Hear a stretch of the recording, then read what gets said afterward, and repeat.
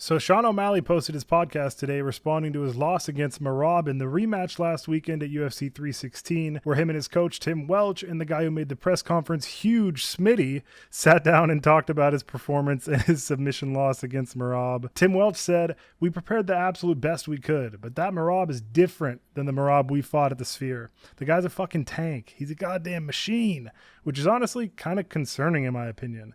I would think that they knew Merab wasn't going to regress and somehow get worse. If anything, you should assume that Merab's going to come in and be even better than he was before. It's not like he's way older than he was last time. It's only a year later, and Merab's only 34. They should have assumed that Merab was going to be in better shape, which is kind of an oxymoron, because how could Merab get into even better shape? He's already at the best you literally can be as a human. They should have known that he was going to come with better techniques and a stronger mind, just overall a better fighter than he was last time. You can't assume that you're going to face the exact same fighter you did last time. Yes, Merab's an absolute machine, is now even pound for pound ranked number 2, as you can see, over Topuria and John Jones, but man, I really hope O'Malley and his coach didn't actually assume Merab is going to be in the same in that fight. Merab obviously got better from the last fight, and I'm sure Sean did a bit too, but they should have assumed that Merab was going to improve and not get worse. Do you guys think Sean should change coaches? I don't think he will, because he's built everything from the ground up with Tim, but I can see some people saying that he should change coaches and camps after this one.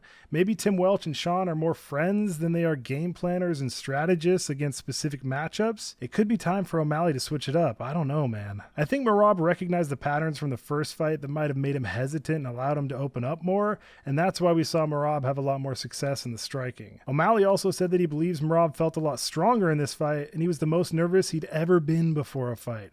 He said he felt different. He felt stronger. I definitely felt a nervous feeling that I'm not used to. Just because how the first fight played out, knowing his cardio is so crazy. If this motherfucker grabs a hold of me, there's a chance that I can't get away from this little fucker. Hearing Sean say this kind of surprises me, because if there was anything that I thought Sean would improve on, it was going to be his mental and his attitude.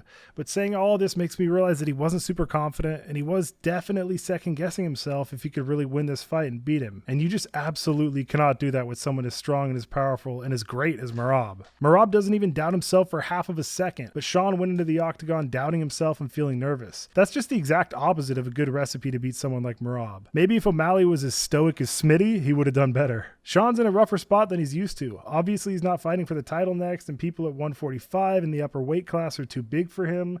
Maybe he looks for a matchup against Rob Font or Figueiredo, which seems both winnable matchups to me, but for sure he'd be the favorite in both those matchups. But I don't think they're going to throw layups at him anymore. He's not going to be fighting Raulian Paiva and Thomas Almeida again, at least not for a long time. You know, he's still ranked number 1 at bantamweight. Sean also said on his podcast, "You can't main event me in the next fight. I can't fight for the title next, and they don't do main events for non-titles. It'll be on pay-per-view, like a co-main." The UFC definitely does do 5-round for main event non-title fights, but Sean is probably thinking that he'll only fight on pay-per-view like he said, which is probably true. They totally could main event him easily. He's the main event of a fight night all day. I mean, for fuck's sake, we just had Macy Barber as a main event for a fight night, and she didn't even fight. We've had Louis Smolka as a fight night main event. We've got Taliesin Teixeira with one fight in the UFC main eventing in a few weeks in Nashville. He could totally be one. He just doesn't want to have to train and prepare for a 5-round fight, which I can't blame him for. He doesn't want to fight 5 rounds against Peter Yan in a rematch or against Umar or Corey Sandhagen, which is smart. He's definitely more likely to win a 3-rounder against any of these guys instead of a 5-rounder. Sean did take some responsibility, though, saying that Merab was the better guy that night, and he stayed kind of humble, so that was good to see. But him not being mentally prepared and fully confident for his rematch with Merab is super concerning to me. I'm not sure what's going to happen next in his career. Who do you guys think he should fight next? By the way, we just hit 11 subscribers today, which is awesome. Thank you guys so much for that. That means a ton to me. See you guys later.